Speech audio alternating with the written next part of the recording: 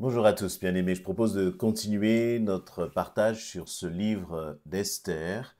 Et dans ma dernière vidéo, dans la vidéo précédente, j'ai relaté ce contexte où la reine Esther accède à la position d'impératrice.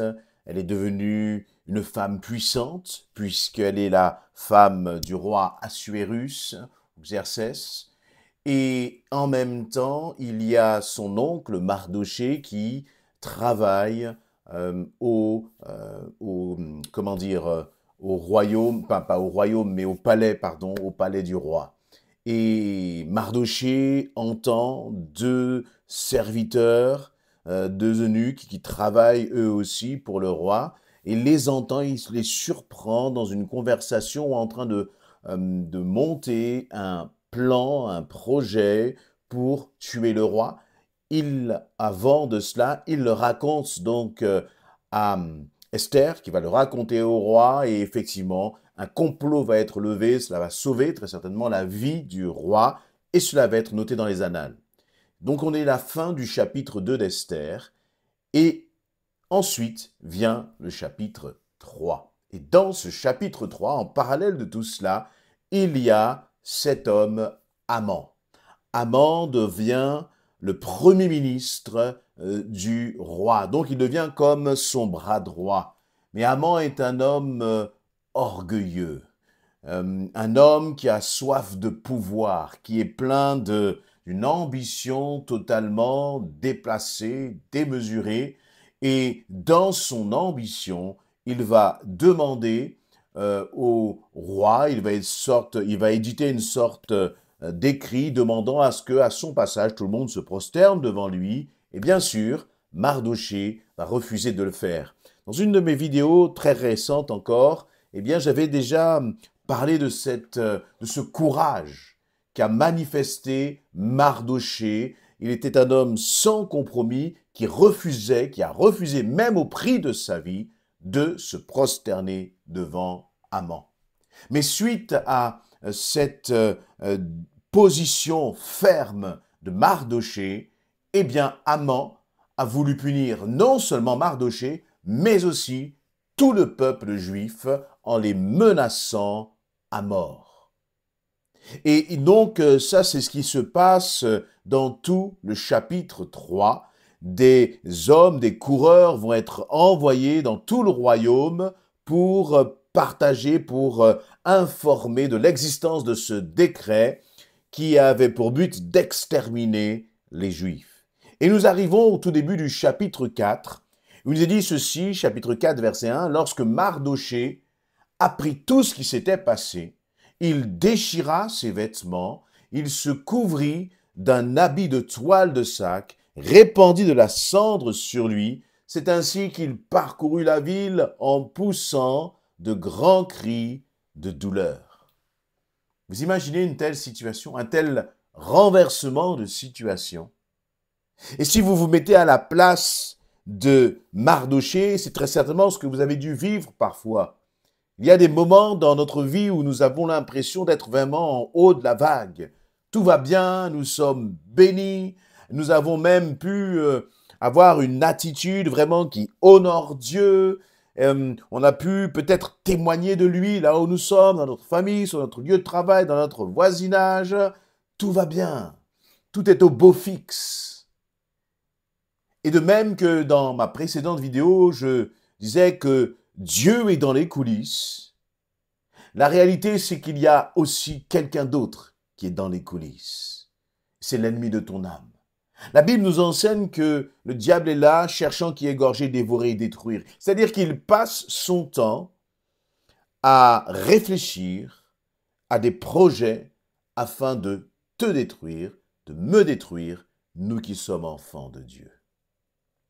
Et c'est important de réaliser cela, mais de réaliser aussi que la Bible nous dit que le soleil brille sur le bon comme sur le méchant. Cela veut dire que tu peux passer à avoir de très bons moments dans ta vie.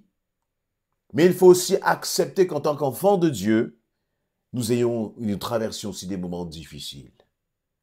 Et là, eh bien, lorsque je parle de moments difficiles dans le contexte du récit d'Esther, C'est pas simplement une petite épreuve qu'ils doivent traverser, mais c'était une question de vie ou de mort, tout simplement.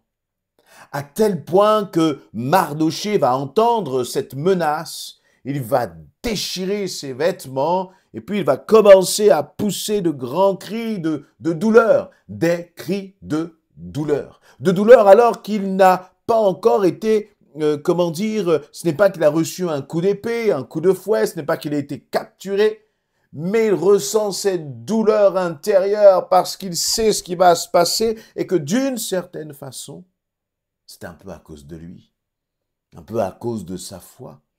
Et j'imagine si on se met quelques instants à la place de Mardochée, on se dit, mais Seigneur, je comprends pas, j'ai fait ta volonté, j'ai fait ce que toi tu voulais, j'ai refusé de me prosterner devant cet homme, et voilà que maintenant il y a une menace non seulement sur moi, mais sur tout le peuple. Qu'est-ce que les autres ont demandé? Qu'est-ce qu'ils ont fait? Est-ce qu'ils méritent cela, Seigneur? Et on imagine tout le poids de cette responsabilité sur les épaules de Mardochée. Lui qui a fait du bien. Lui qui, en plus, a posé cet acte qui a permis de sauver la vie du roi. La récompense du roi, inconsciemment, sans que le roi le sache, bien sûr, puisque c'est Haman qui est derrière tout cela, mais la récompense qu'il obtient, c'est d'être menacé au prix de sa vie et que tout le peuple soit menacé. Ce n'est très certainement pas à cela que Mardochée s'attendait. Comme vous et moi, lorsque nous faisons la volonté de Dieu, lorsque nous faisons ce qu'il désire, lorsque nous sommes même prêts parfois à payer le prix, eh bien nous nous attendons à recevoir des bénédictions. Et je crois que derrière cela, il y a des bénédictions. Mais parfois, les bénédictions ne sont pas ce à quoi nous pensons. Parfois aussi, le fait de suivre Christ, et très souvent, c'est cela finalement, porter sa croix, suivre Jésus, d'être prêt à renoncer à sa propre vie. Paul dira, ce n'est plus moi qui vis, mais c'est Christ qui vit en moi. Christ est ma vie et la mort m'est un gain.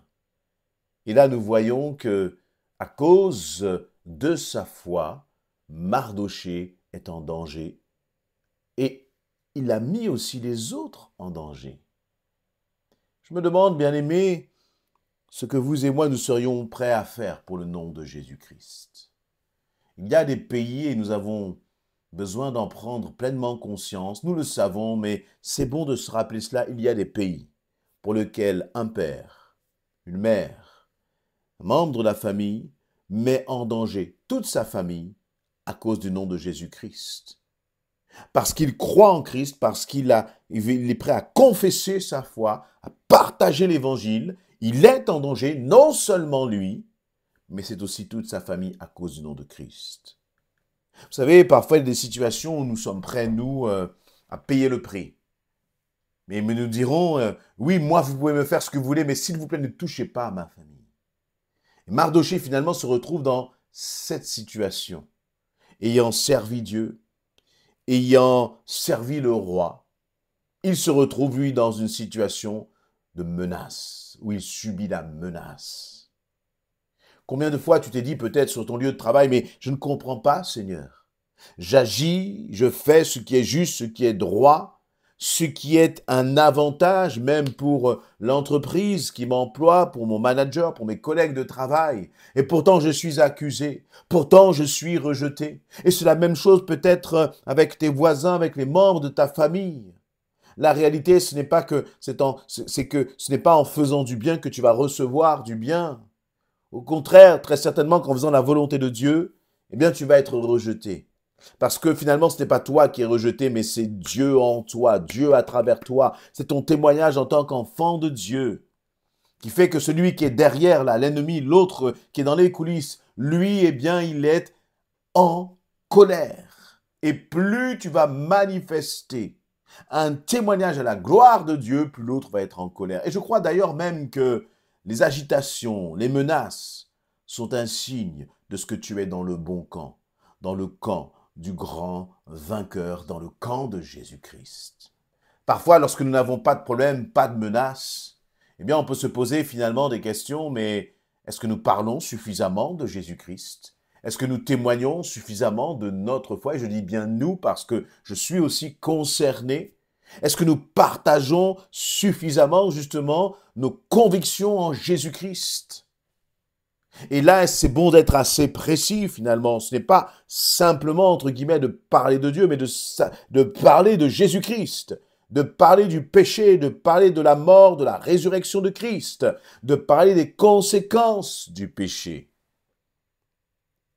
Que le Seigneur nous donne vraiment de pouvoir saisir toutes les occasions qui sont autour de nous, pour ne pas chercher notre propre confort, pour ne pas chercher notre sécurité, pour ne pas chercher d'être des hommes et des femmes qui finalement sont aimés, accueillis dans ce monde, alors que nous sommes dans le monde, mais nous ne sommes pas du monde.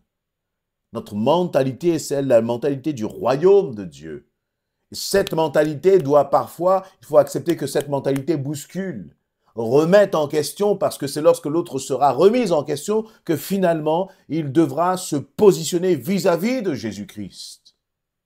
Mais si nous sommes comme la lumière qui est cachée sous le boisseau, si nous sommes comme des hommes et des d'hommes et des femmes, mais qui dissimulent notre foi, alors effectivement, nous serons appréciés des hommes, mais peut-être rejetés de Dieu.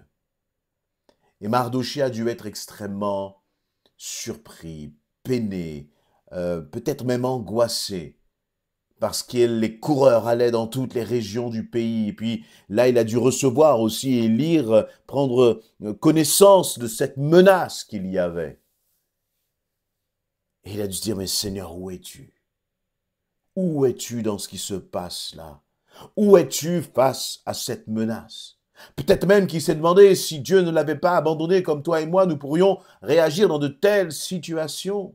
Je fais là des hypothèses, mais imaginez son cœur, à tel point qu'il nous est dit qu'il a poussé des grands cris de douleur. Parfois, vous savez, nous poussons des cris de douleur à l'intérieur, parce que parfois la souffrance intérieure est bien plus grande qu'une gifle, qu'un coup de couteau, je ne sais quoi d'autre.